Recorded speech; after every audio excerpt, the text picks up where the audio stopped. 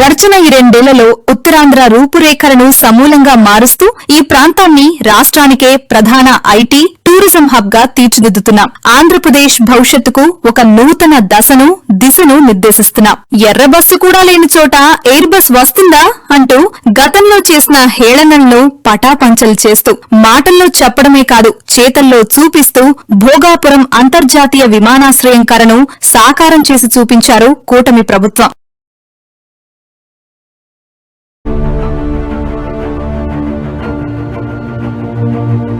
మాట ఇచ్చాం, ఛిద్రమైన మీ బిడ్డలకు భవిష్యత్తు నిర్మిస్తామని.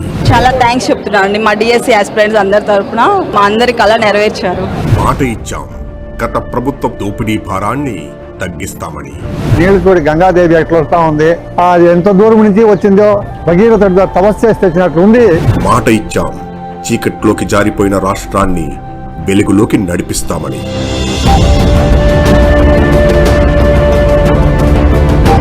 అధికారం చేపట్టిన 2 ఏళ్లలో ఆర్థిక పరిస్థితిని ఘాటిలో పెట్టి సంక్షేమాన్ని దారిలో పెట్టి రాష్ట్రానికి సీమను డ్రైవింగ్ ఫోర్స్ గా మారుస్తున్నాం.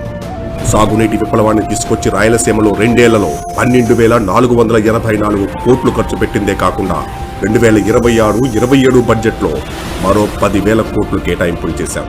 హంద్రీనీవా ప్రాజెక్టుకు 3,873 కోట్లు, మల్యాల ఎత్తుపోతల పథకం 126 కోట్లతో కళ్యాణి డ్యాంలకు నీటి సరఫరా, మడకసిర బ్రాంచ్ కాలువ విస్తరణకు 790 కోట్లు, గాలేరు, నగరి, తెలుగుగంగ, శ్రీశైలం కుడి కాలువల పనులు వేగవంతం చేసి గోరుకల్లు, శ్రీశైలం, తుంగభద్ర ప్రాజెక్టుల మరమ్మతులకు 610 కోట్లు కేటాయించాం. పూర్తి కాకుండానే జాతికి అంకితం చేసిన వెలుగొండ ప్రాజెక్టును 2,500 కోట్లతో పూర్తి చేస్తూ నిర్వాసితులకు 900 కోట్ల పునరావాస ప్యాకేజీని అందిస్తూ డ్రిప్ ఇరిగేషన్ కు 90% సబ్సిడీ అందిస్తూ రాయలసీమను హార్టికల్చర్ హబ్ గా మారుస్తూ 1,00,000 కోట్లతో రాయలసీమ మిషన్ చేపట్టి వ్యవసాయానికి ఊతమిస్తున్నాం.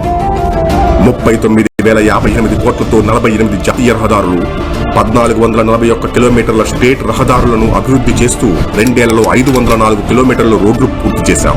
రాయలసీమలో పారిశ్రామిక విప్లవాన్ని తీసుకొచ్చి 4.63 లక్షల కోట్ల పెట్టుబడులతో 4.11 లక్షల ఉద్యోగాలే లక్ష్యంగా 239 పరిశ్రమలు ఏర్పాటు చేస్తున్నాం.